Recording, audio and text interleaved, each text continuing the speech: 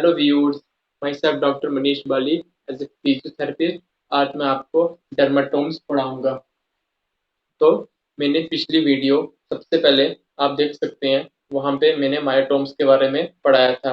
इस वीडियो में आपको डर्माटोम्स के बारे में पढ़ाऊंगा। वहाँ हमने डिस्कस किया था मसल, मायो मायो मीन्स मसल। यहाँ derma that means skin. Know the definition of dermatome is area of skin light by a single spinal nerve. ठीक है, वहां पे उसकी डेफिनेशन थी group of muscle that fly bye a single spinal innervated nerve. जो nerve innovate करेगी और motor action आएगा मसल का, उसी को हमने रेसिस्टेंट देखना, मसल स्ट्रेंथ चेक करनी है कितनी मसल वीक है। ठीक है, यहाँ पे हमने स्किन की बात की। यहाँ पे हमने area of skin supplied by single spinal nerve. यहाँ पे हमने ये देखना है कि जो उसके हम जो उसके डर्माटोम लेवल चेक करेंगे, जो डर्माटोम रूट लेवल होगा, वो उसमें से कोई न्यूरोलॉजिकली कोई इश्यू तो नहीं है न्यूरोलॉजी एग्जामिनेशन के लिए। इसमें कोई सेंसरी लॉस तो नहीं है, या तो पेन कोई है भी है तो उस पर रेडिकुलर पेन तो नहीं है। ठीक है, ये चीजें हमें नोट करनी है। ये चीजें हमें नोट करनी है और हमने इससे ये पता लगाना है कि अगर उसको फॉर एग्जांपल सर्वाइकल की पेन है, वो पेन कहाँ तक रेडिएट कर रही है और किस डर्माटोम पे कर रही है। हमने ये नहीं करना उसको आर्म पे कर रही है, फ्रंट आर्म में आर्म कर रही है, यहाँ पे कर रही है। हमें उसको पता कर ऐसे करना है कि कौन से लेवल C2 कहाँ से है, C3 कहाँ से है। ठीक है, जो मैं आगे बताऊंगा आपको, ये चीजें नोट करनी है।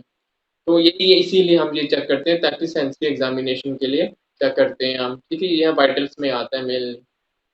डेफिनेशन हो गई, ये भी बता दिया क्यों हम चेक करते हैं सेंसरी एग्जामिनेशन के लिए। ठीक है, अब स्टार्ट करते हैं। इस सर्वाइकल के डर्माटोम, थोरेसिक के डर्माटोम और क्या होंगे, लंबर के भी होंगे और सैक्रम के भी होंगे। सर्वाइकल के 8 होंगे, थोरेसिक के 12 होंगे और जो लंबर के होंगे वो होंगे 5 एंड सैक्रल के वो भी 5 होंगे। ठीक है, मेनली बात ये है, सबसे पहले जो C1 डर्माटोम होता है उसमें कोई उसका कोई वो नहीं होता। ठीक है, C1 big an exception with no dermatomes. जो हमारे डर्माटोम स्टार्ट होते हैं वो C2 से होते हैं। ठीक है, स्टार्ट करते हैं। लास्ट में पहले इससे जब ये मैं वीडियो कंप्लीट कर दूंगा तो लास्ट में आपको मैं ग्रेडिंग सिस्टम भी बताऊंगा। ठीक है, उसी के आधार पे आपको देखना है कि कौन सी उसकी जो वो प्रॉब्लम है तो किस लेवल पे है, ये कौन सी ग्रेड पे है। स्टार्ट करते हैं। स्टार्ट करते हैं C2 डर्माटोम के साथ। जो हमारा C2 डर्माटोम है वो होता है बेस ऑफ द स्कल। जैसे हमारा ये ऑक्सीपिटल एरिया है ना, ये पीछे, ये इसकी बेस ऑफ द स्कल पे होगा। ठीक है, बेस ऑफ द स्कल। पर C3 होता है कहाँ पे, सुप्रा क्लेविकुलर। ये क्लेविकुलर बोन है ना, ये ऊपर क्लेविकल बोन के ऊपर। C2 हो गया base of the skull, C3 supra clavicular और C4 अक्रोमो क्लेविकुलर। अपने याद रखना है अंदर की तरफ नहीं, बाहर की तरफ, एक्रोमियम बाहर की तरफ होता है तो acromioclavicular. C2 base of the skull, C3 supraclavicular, C4 acromioclavicular. बात करते हैं C5 और C6। C5 upper lateral aspect of the arm cubital fossa के तक। फिर C7 lower lateral aspect of the forearm including web space. ठीक है, C7 और C8। C7 क्या होगा, proximal phalanx of the middle finger, ये proximal including mid of the palm और lower 1/3 of the four arm. C8 little finger. ठीक है, little finger proximal phalanx of the little finger. अब T1 T2। T1 mid, ये है ना आपका हाइपोथिनार, यहाँ से कहाँ तक जाएगा, four arm and arm, four arm पूरा और आर्म का मिड यहाँ तक T1। और T2 एपेक्स, एपेक्स तक। ठीक है, ये ऊपर तक, ये हो गया T2। थोरेसिक में आपको मेनली जो T2 हो गया और T1 हो गया, इसके बाद आपको याद रखना है T6। T6 कहाँ पे होगा, ये हमारा जो ये लेवल होता है ना Zifified% T6 पे, यहाँ पे भी यहाँ पे भी, ये हो गया निपल के नीचे T6। ठीक है, और T10 याद रखना है, T10 हो गया अम्बिलिकल एरिया में। ठीक है, और T12 हो गया सुप्रा क्यूबिक। ठीक है, T6 Zifified%, T10 अम्बिलिकल और T12 सुप्राप्यूबिक, इतने याद रखना, ये इंपॉर्टेंट है। अब बात करते हैं लोअर लिंग डर्मेटोम्स। सबसे पहले आता है लंबर के मेनली 5 होते हैं, L1 to L5। L1 inguinal area, inguinal area कहाँ पे है, जहाँ पे T12 खत्म होता है, उसके बाद L1 आता है, वही L1 और T2 के बीच, T12 हो गया, और L2 के बीच, T12 जहाँ खत्म होता है और L2 के पहले L1 आ गया। इंग्वानियल एरिया में कौन सा आ गया, L1 डर्माटोम। L2 कहाँ पे आएगा, L2 आएगा एंटीरियो और मीडियली, देख रहा हो एंटीरियर और मीडियली, कहाँ से, इंग्वानियल एरिया से कहाँ तक, मिडिल एपिकोंडल ऑफ फीमर, ठीक है।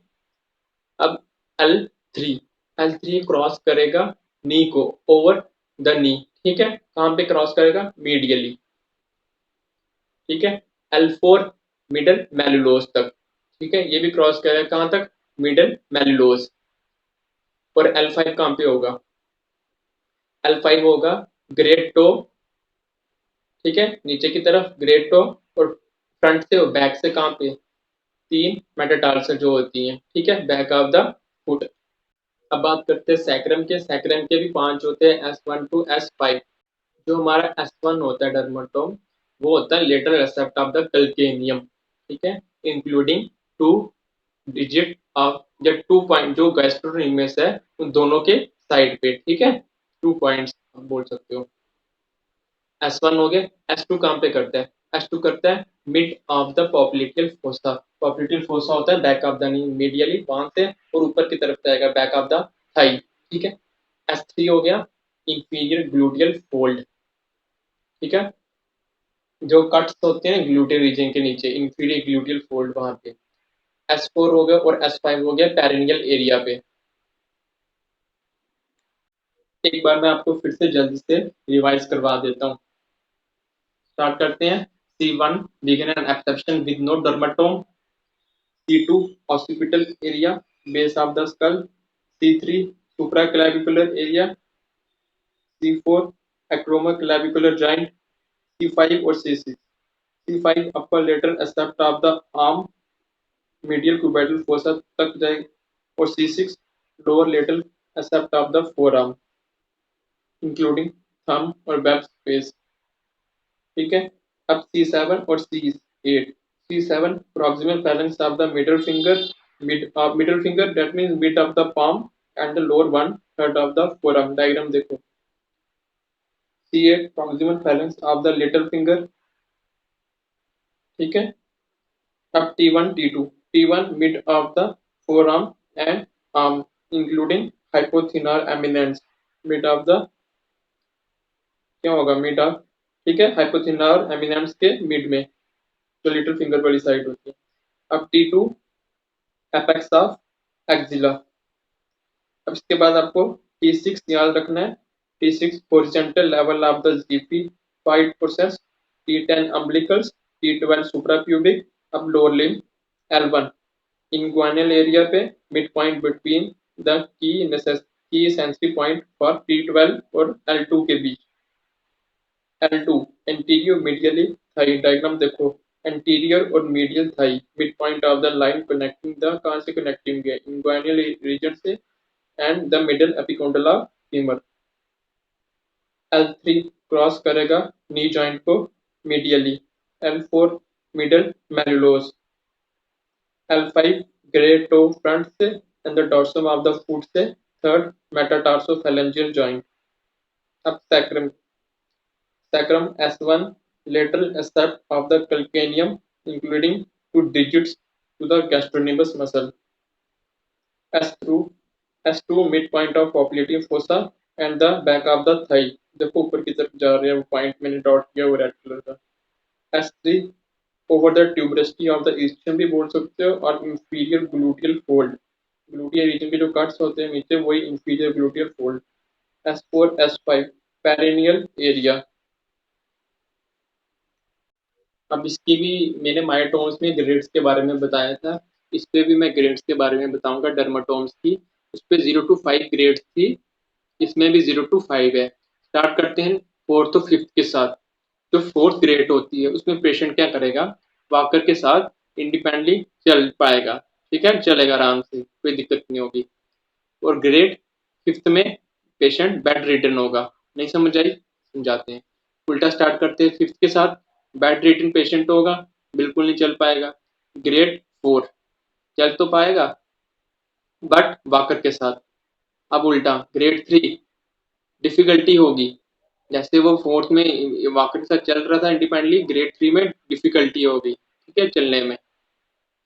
और ग्रेड 2 स्लाइटली डिफिकल्ट होगी। जहां ग्रेड 3 में डिफिकल्टी ज्यादा होती है उससे कम हो गई। अब अब रहा 1 और 0।